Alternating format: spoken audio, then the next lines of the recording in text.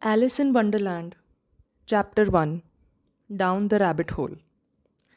Alice was beginning to get very tired of sitting by her sister on the bank and of having nothing to do. Once or twice she had peeped into the book her sister was reading, but it had no pictures or conversations in it. And what is the use of a book, thought Alice, without pictures or conversations?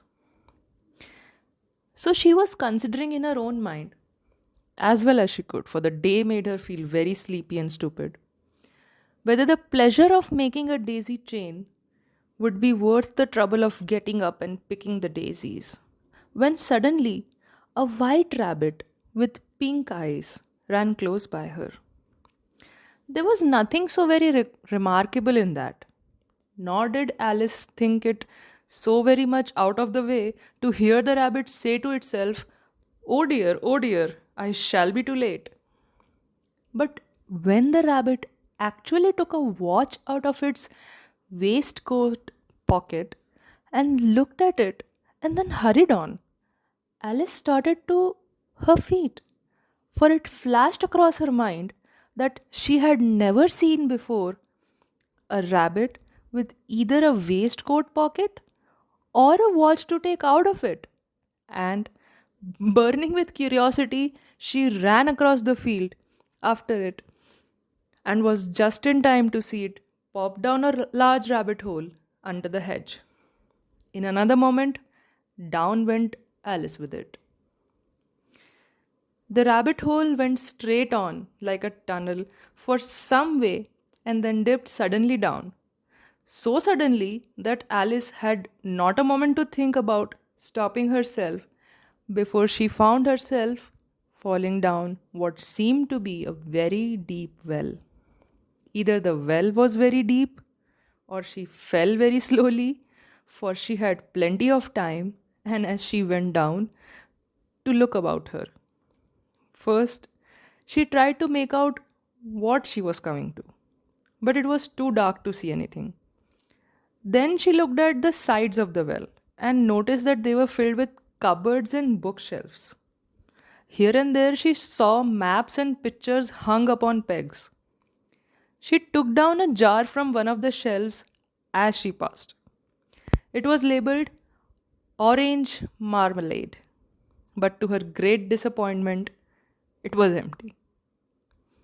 She did not like to drop the jar, so managed to put it on into one of the cupboards as she fell past it. Down, down, down. Would the fall never come to an end? There was nothing else to do. So Alice soon began talking to herself. Denial miss me very much tonight, I should think. Denia was the cat. I hope they'll remember her saucer of milk at tea time. Denia, my dear, I wish you were here down with me. Alice felt that she was dozing off when suddenly thump, thump, down she came upon a heap of sticks and dry leaves, and the fall was over.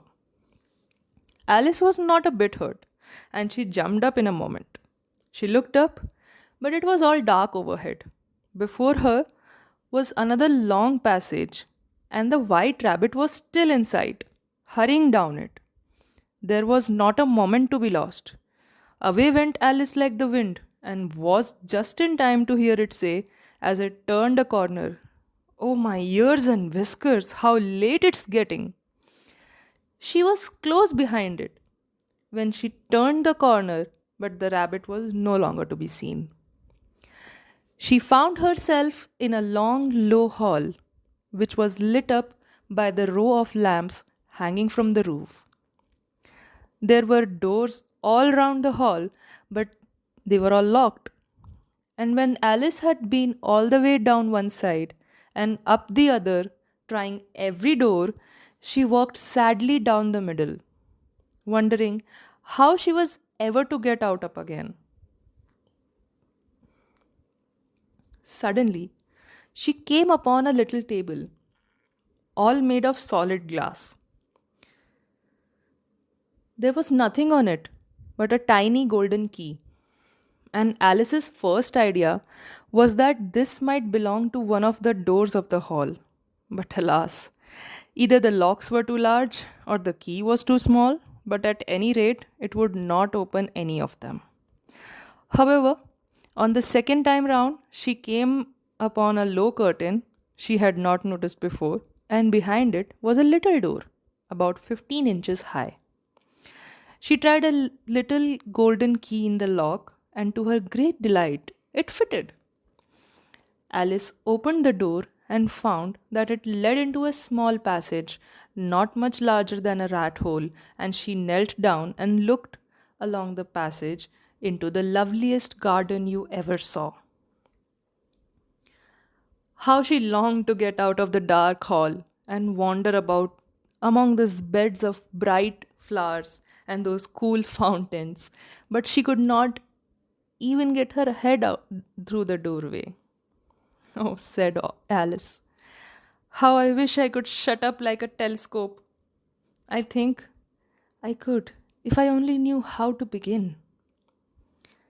Alice went back to the table, half hoping she might find another key on it, or at any rate, a book of rules for shutting people up like telescopes.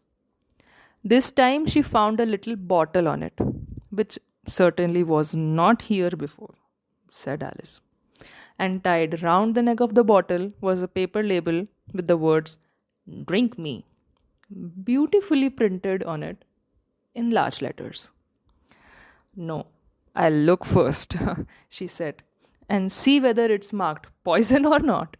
For she had never forgotten that if you drink from a bottle marked poison, it's almost certain to disagree with you sooner or later.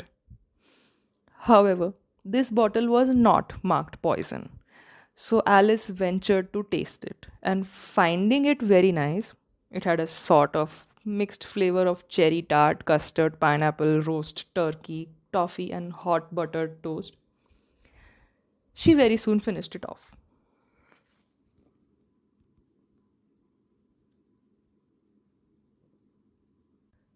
What a curious feeling, said Alice. I must be shutting up like a telescope. And so it was indeed.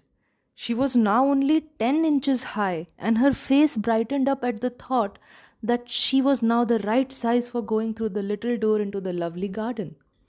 After a while, finding that nothing more happened, she decided on going into the garden at once. But alas, for poor Alice, when she got to the door, she found she had forgotten the little key. And when she went back to the table for it, she found she could not possibly reach it.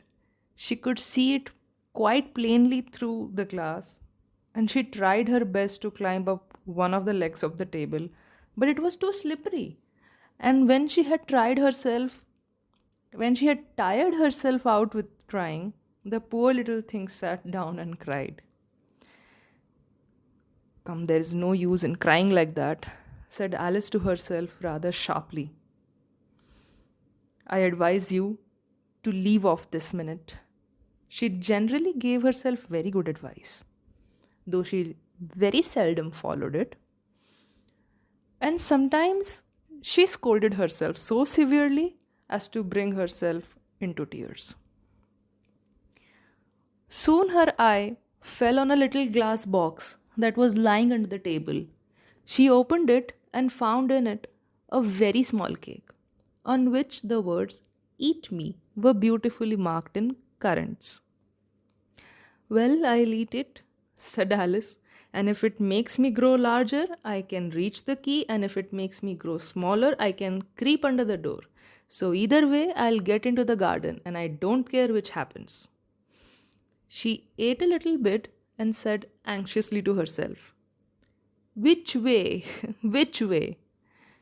Holding her hand on the top of her head to feel which way she was growing. And she was quite surprised to find that she remained the same size.